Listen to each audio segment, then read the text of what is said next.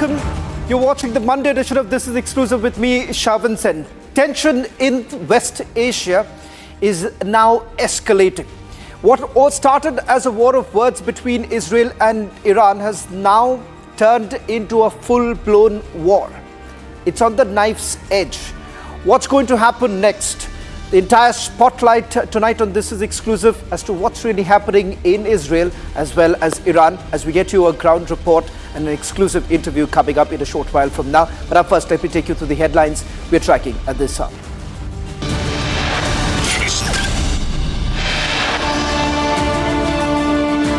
Republic is the only channel live from Tel Aviv as we track the West Asia war developments closely. No sign of a ceasefire between Israel and Iran. IDF continues with its strikes.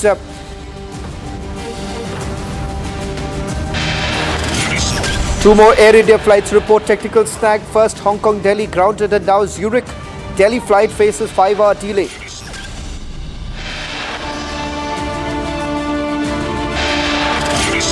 Financial Action Task Force condemns a Pahalgam terror attack of 22nd of April, calls it brutal while urging a global unified response against terror funding. Prime Minister Modi, after receiving ceremonial welcome in Cyprus, now leaves for Canada to attend G7 summit.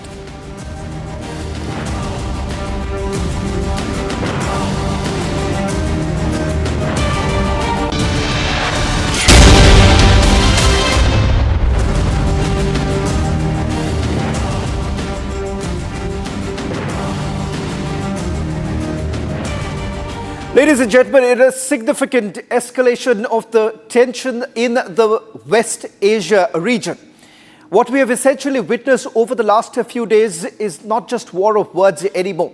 It's the entire region now on knife's edge. What started as just as a war of words has now turned into a complete full-blown war.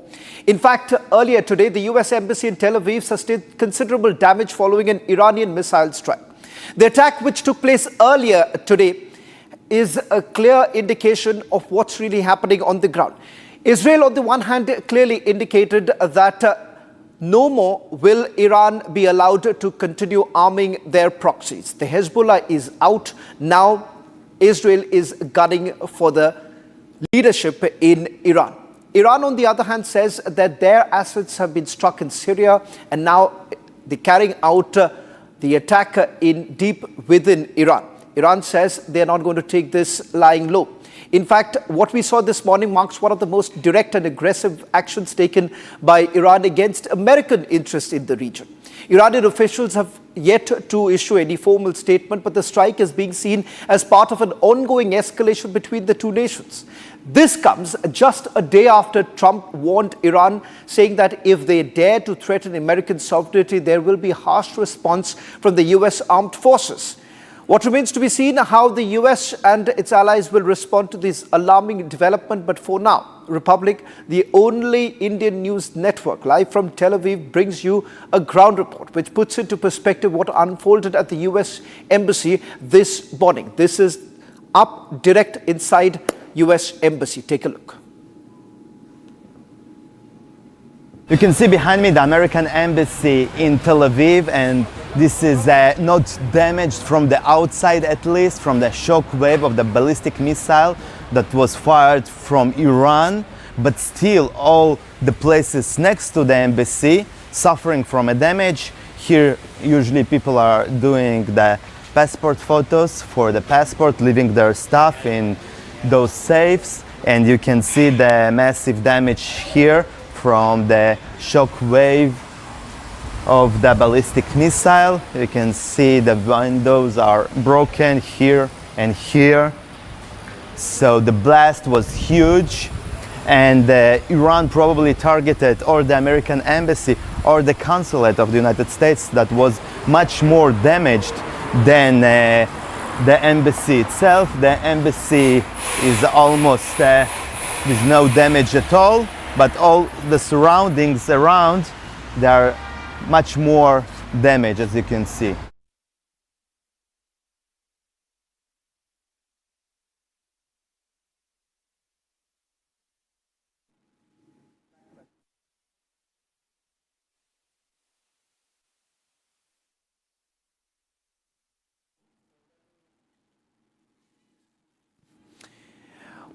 Well, in fact, President Trump all this while said that they were not part of this. However, there are reports suggesting that American forces in the region have been helping the Israelis to at least carry on with a counter-attack on Iran. This, remember, happens to be a direct targeting of US assets inside Israel. The fact that the embassy, the United States of America embassy in Tel Aviv has now been attacked, and India has essentially also responded by indicating that this is not an era of war. That was the last statement that was made by the Prime Minister too. But what you see on your screens right now, these are images that we've got from our reporter on the ground, giving us a sense of the kind of devastation that has taken place. 300 ballistic missiles that have been fired by the Iranians over the last few days. In fact, this has gone deep inside Israel. Few of the targets have been hit. There have been injuries that have been reported from various parts of Israel. As far as the Iranians are concerned, remember, Iranians say that they've got a stockpile of over 2,000 ballistic missiles, and they are going to carry on with the reprisal. As far as Israel is concerned, Israel makes it abundantly clear that their aim right now is to disarm Iran. So much so, the first two attacks that have taken place were close to the nuclear facilities. But the main nuclear facility of Iran, that happens to be Fordow, this area hasn't been struck by the Israelis as yet. And that is the reason why many analysts essentially indicating right now that it is unlikely that Israel is going to go ahead with any sort of a ceasefire unless the Americans really step in. Now, these are all the images that we're basically showing you over the last few days, what has really happened from Friday when this attack began. But first, take a look at this eyewitness account that our reporter sent just a short while back.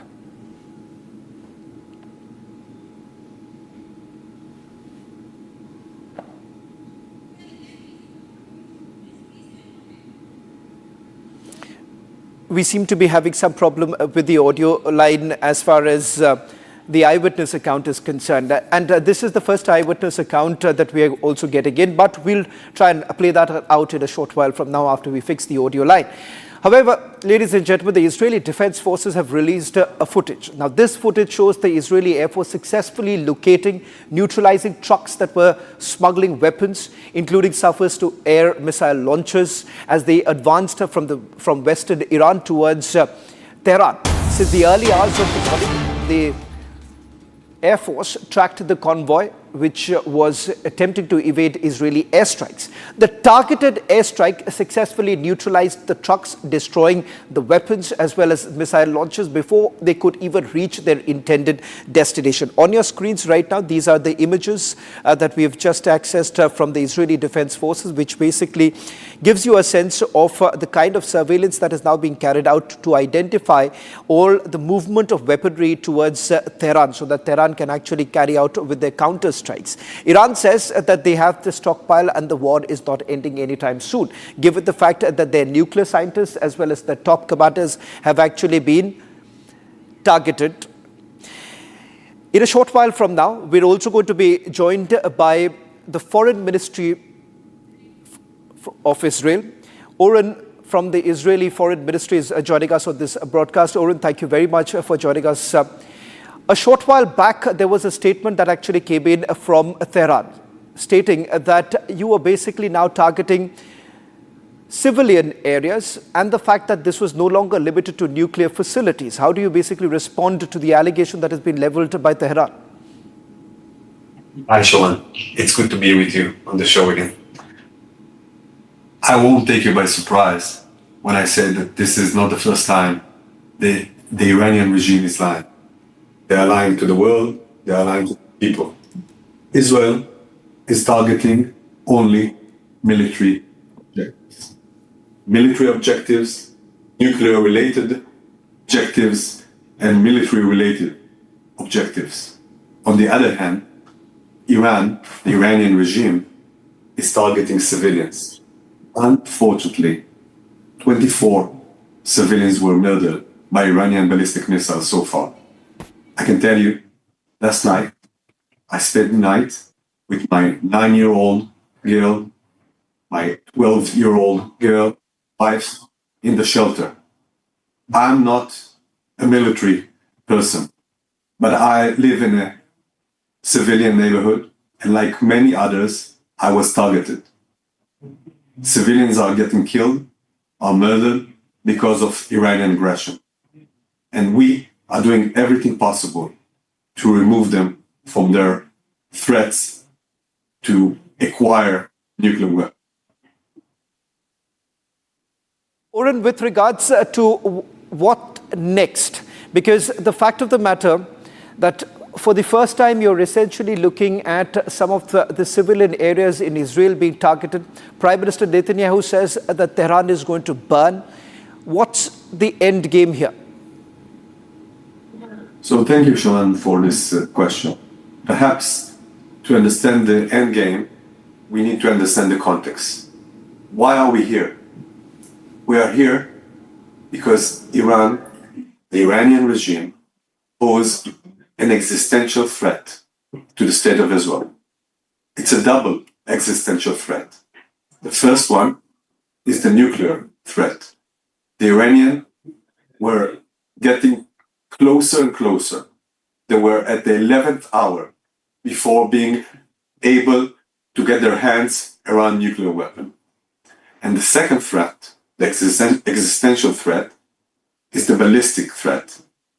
This is the Iranian race to be able to produce thousands of ballistic missiles.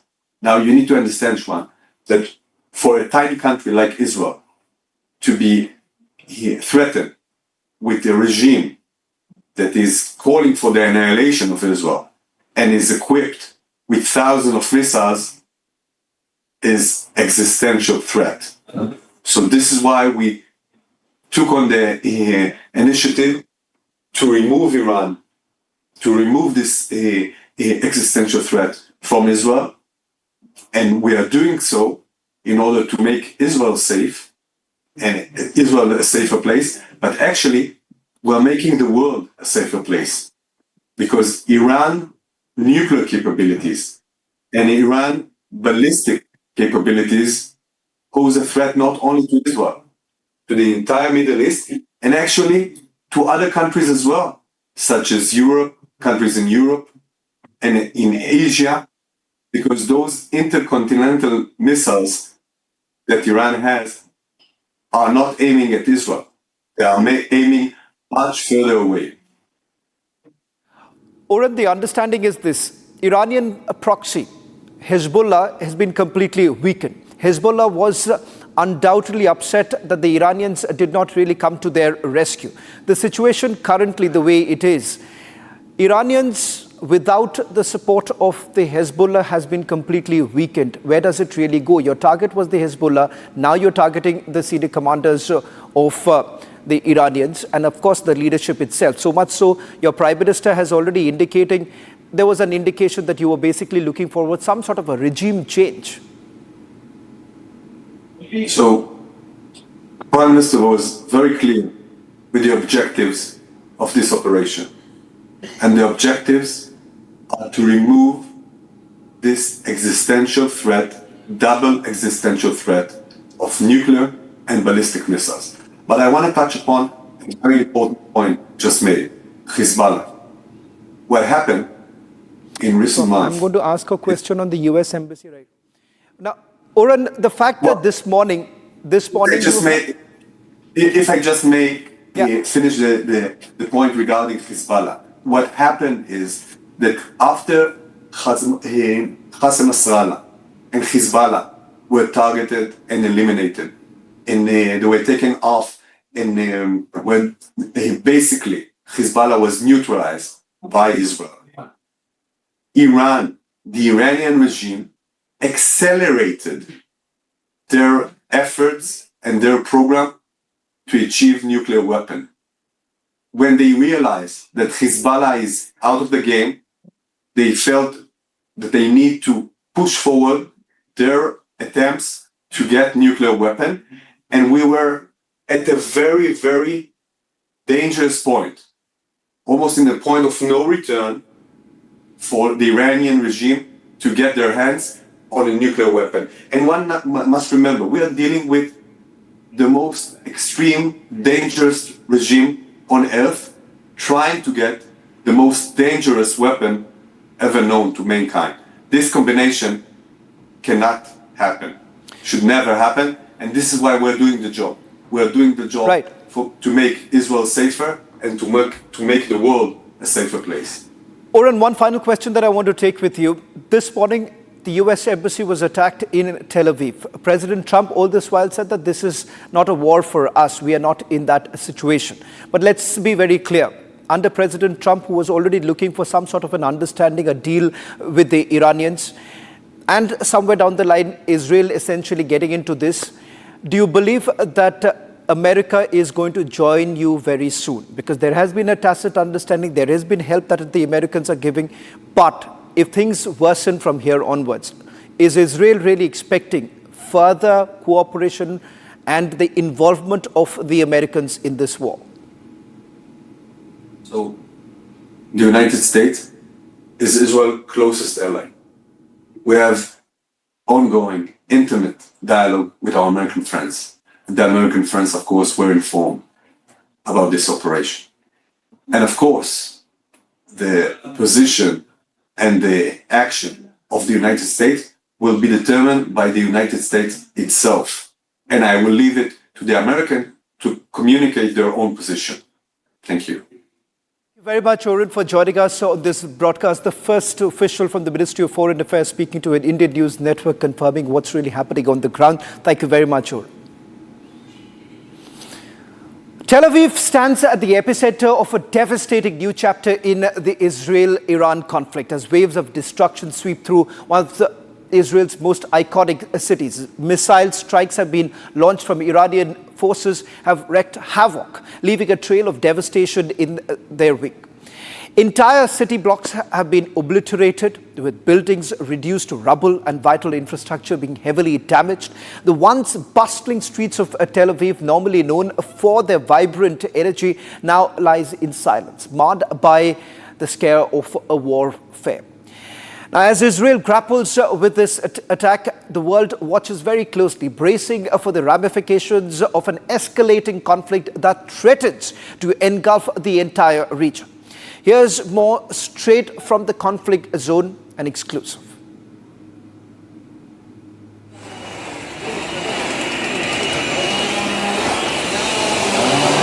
Here behind me is the center of Tel Aviv, and Iranian ballistic missile hit here, and the destruction is massive. Many residential buildings all over destructed, devastated, and they can collapse any moment. That's why the police and rescue forces of the Israeli army asking nobody to come close to this place. And also there was here a metro station that is still built under the ground. It is still under the construction, and it is also a big danger because it can collapse with all the area here around. That's why it's not safe to be here. And you see how massive this devastation, and see that Iran targeting civilian areas. There are no military targets here, just regular people living here. A lot of shops destroyed, and places for around 300 meters all around are destroyed. Nick Kolyochin, Tel Aviv, Israel. Nick Kolyochin, Tel Aviv, Israel.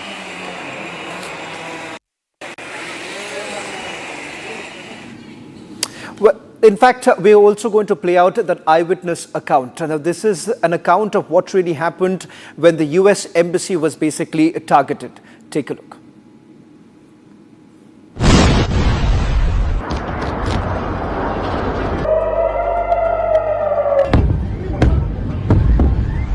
In the early hours of Monday morning, the sky over Israel lit up in streaks of flame. A new wave of Iranian missiles slicing through the dark. Sirens wailed, cities shook, and the long simmering shadow war between Tehran and Tel Aviv exploded into open confrontation. Iran's Revolutionary Guard launched over 100 ballistic and cruise missiles, striking targets across northern and central Israel, including a direct hit on a residential building in Petah Tikva, just miles away from Tel Aviv. see behind me, this is the result of the latest barrage of rockets fired at our residential communities by Iran. It's continuing the pattern as we're seeing. Each and every one of these scenes are targeting residential communities, civilians in their homes. Early this morning, our police hotline number got the report of a building that was hit. Our first responders and our bomb squad immediately arrived to the scene so that we can medically evacuate those that were injured together with the other first responders that are here, Home Front Command, the medical services. This is something that we prepare for year-round and something that we've been on high alert for since the start of these rocket barrages targeting our residential communities. At least 5 people were killed, 67 more wounded, and a fully functional city now reduced to rubble and debris. ואחרי זה שפתחנו את הדלת של הממ"ד, חרבו עינינו, כל הדירה מפורקת לחלוטין, לא נשאר כלום. תוך דקות, ממש דקות מעטות, הגיעו כוחות הביטחון, פיקוד העורף, קראו לנו מהר לדירה, הסתכלו לראות ששאלו אותנו אם הכל בסדר, אני, האישה והילדה, ברוך השם היינו בסדר. This is the 4th day of open warfare between the two longtime foes.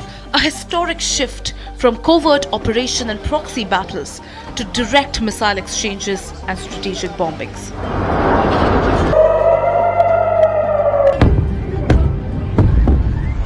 The IDF says that most of Iran's senior military commanders have been eliminated and that their operations have set their nuclear program back significantly. עכשיו ניתן לומר שהשגנו עליונות אווירית מלאה בשמי טהרן. אנחנו תוקפים בזמן אמת חוליות איראניות שמשגרות טילים לעבר מדינת ישראל, וגם לעבר מטוסינו. יכולות סגירת המעגל שראינו עד עכשיו בעזה, בלבנון ובאיו"ש, קורות עכשיו גם באיראן. Israeli jets reportedly disabled nearly 1/3 of Iran's surface-to-surface missile systems, claiming control of airspace from western Iran to the outskirts of Tehran. But Iran remains defiant, vowing more retaliation, more strikes. Its leaders accuse Israel of trying to provoke a full-scale regional war and say that the conflict is far from over.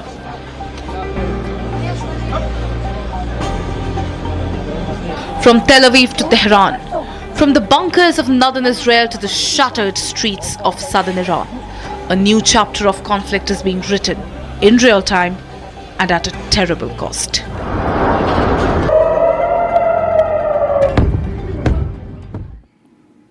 And the red line has been crossed. This is what Israel says with regards to the number of attacks that have taken place starting from late Friday night. In fact, this morning when the US Embassy was also targeted, Israel's first response came in that here you have the Iranian leadership completely exposed as to what was their real target. In fact, the kind of devastation that we are essentially seeing right now inside Israel, while the number of injuries is roughly around a little over a dozen, but the reason why this has only escalated is because several of regions inside Israel have now actually taken a hit because of the Iranian missiles. Here is an eyewitness account. On the Akon Street with the embassy behind us, in this area radius of 500-600 meters, actually last night fell pieces of missile that was taken down in the air. And the damage, here you can't see much of the damage because the structure is strong. But you can see all the line of the businesses from the windows, the mechanics of the door, the sound and the wave of the explosive. It's the missiles they are using are very big, from 12 meters up to 15 meters and few hundred pounds of explosives. So you can guess all this facade. Also in our offices on the Ben Yehuda eastern side we had also damages, and it goes all the way here, the facade of the businesses. Thank God there's no damage in human lives. Everybody knows the rule and the drill to go straight to the security areas, so everybody is safe and good. We are dealing now with repairing everything to do from insurance and technicians and everything that is involved This is your hotel? Yes, this is the Ultra Hotel, the main entrance. We had here also a problem with the doors. We have a few damages of crack of glasses in the first floor because we are first row to the sea. The damage is big, but it's not serious, and we support the IDF, and we know that these days we are doing the right thing, and we are together strong. We will fix everything and go back to hopefully to routine soon. And last thing, how surprising is that for you that here it is the United States Embassy and maybe it was the target? What do you think? I think. What are the targets that Israel has achieved so far? Remember, they are essentially talking about nuclear sites that have been targeted so far. On your screens right now, details of Operation Rising Lion that was started late on Friday night. In fact, so far, strikes of the military leadership in Tehran, which basically includes senior commanders as well as nuclear scientists. Natanz happens to be Iran's main nuclear facility. And there are satellite imagery now essentially indicating that not just Natanz, but also there are a few other places that have been targeted by Israel, which also includes the site that is linked to nuclear program, Karaj, the radar site of Iran, which is in Sumashi, Sardasht, which happens to be the site that is linked to the nuclear program. Kermansh is the missile base targeted because this is the very place from where missiles, the ballistic missiles, are also being launched towards Israel. Now, Piranshar, it happens to be the radar site which is now being targeted. Missile, in fact, the other place that they have targeted is Tabriz. This is another location from where the ballistic missiles have been launched. Tehran, of course, has been one of the worst hits. Karaj and Sobanchi, these are the few places. But what's important to point out here, one of the major areas, that is the Fodro area, has still not been targeted by the Israelis, which happens to be one of the most important nuclear sites. And that's where the bunker nuclear sites are also there. Ladies and gentlemen, focusing on what really happened in Ahmedabad. In the aftermath of one of the most devastating aviation tragedies in recent memory, a powerful and haunting new video has now emerged, offering a rare glimpse of human resilience and unspeakable destruction. The footage now going viral captures the harrowing moment when 26-year-old Vishwas Kumar Ramesh, the lone survivor of Air India flight AI 171 crash in Ahmedabad, is seen staggering out of the burning wreckage, dazed, injured but alive. The image of Ramesh walking through thick black smoke and twisted metal has now become an emblem of survival against all odds following a crash that claimed the lives of over 270 people. Authorities and rescue teams were stunned to find someone alive amid what they had expected to be a scene of total devastation.